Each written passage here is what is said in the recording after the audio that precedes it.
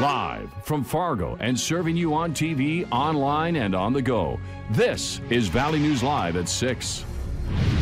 A daycare provider in Enderlin, North Dakota is on administrative leave after questions came out that she was inappropriately involved with a minor. A viewer sent their concerns to our whistleblower hotline, and our Valley News team's Maddie Gelseth investigated. She joins us live now in the studio with what she found out. Maddie? Mike, Andrea, the Enderlin School District provides space for a daycare that their staff members can use. Superintendent Philip French says the daycare benefits teachers that need close care for their kids. While the daycare was operating within the school, French says an employee who worked at the daycare admitted to Snapchatting a high school student. French also says she met with him outside of school. An investigation into whether the two had any sexual contact is still ongoing by the Ransom County Sheriff's Department. French also tells me that the daycare has not been shut down. However, they're not operating because they're waiting for liability insurance. Mike. All right, thanks, Maddie. We'll pass along the results of the investigation once that's completed. If you need help uncovering fraud or corruption in your community, call our whistleblower hotline. We'll do our best to get to the bottom of it. Call the phone number on your screen at 701-237-6576 and leave your tip. A member of our investigative team will get on the case and go to work to expose the truth. Authorities say a Fargo man faces multiple charges after evading police and driving recklessly through Fargo. Officers say 30-year-old Leroy Manning ran red lights, drove backwards, and continually tried to bait officers by driving past them slowly and showing unfriendly hand gestures. Fargo police found Manning's red Dodge Charger just before 4:30 this morning and tried to pull him over, but they say he wouldn't stop. They eventually used stop sticks to stop his car at 9th Avenue and 42nd Street South. Manning surrendered and was arrested for fleeing in a motor vehicle, reckless endangerment, and driving under suspension, which is his fourth offense in 5 years. Formal charges have been filed against the man arrested in a shooting that sent one person to the hospital. 23-year-old Kevin Blocker is facing charges that include attempted murder, assault, robbery, and reckless firing of a firearm. 21-year-old Sabrina Martins, who was originally arrested, has been released. The incident started in the South Moorhead Hornbachers parking lot Sunday night.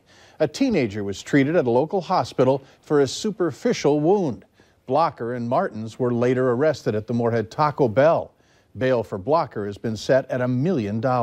Temps are starting to fall, and for the first time in several days, we'll be looking at lows tonight around 0.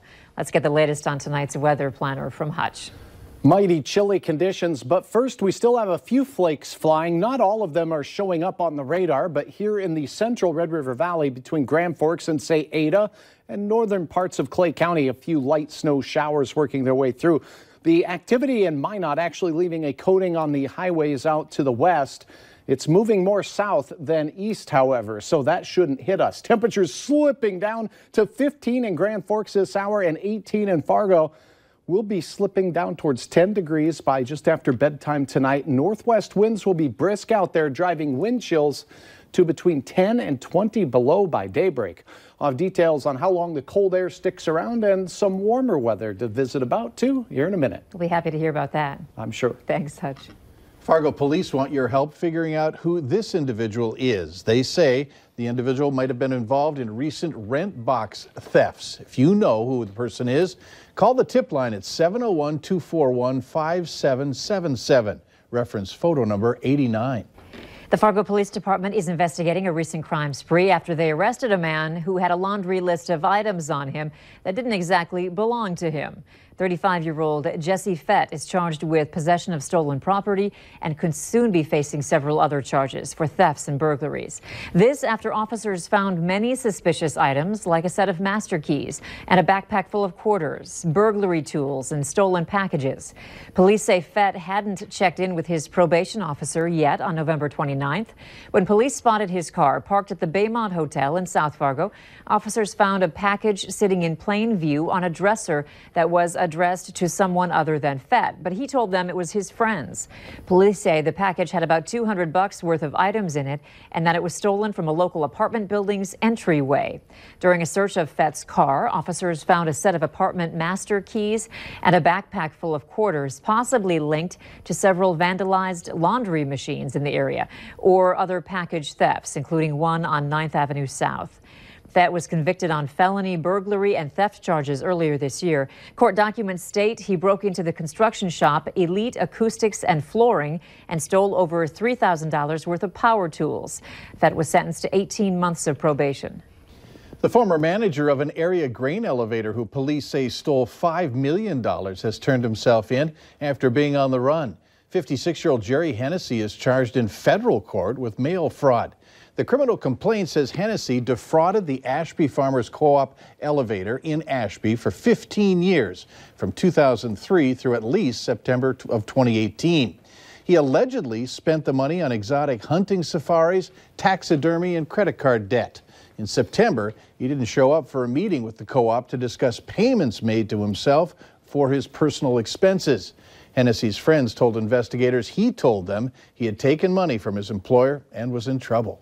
North Dakota Governor Doug Burgum has unveiled a $14.3 billion budget that raises state spending 5% and looks to replenish reserves that were used to balance previous budgets.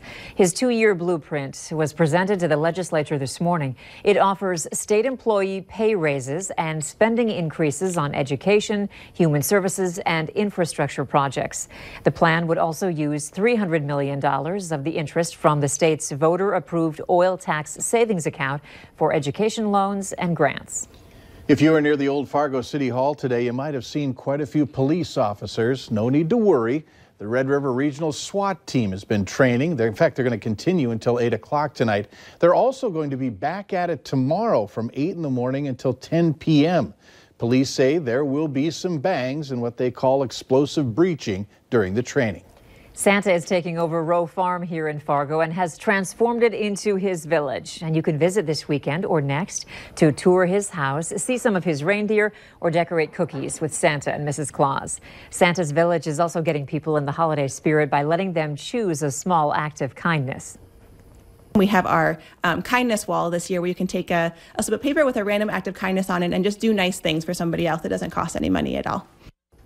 Santa's Village at Rowe Farm is free. It is located at 2902 25th Street South in Fargo. The Fargo Parks District is asking you to bring items for donations, such as a non-perishable food item, new or gently used toys, or monetary donations.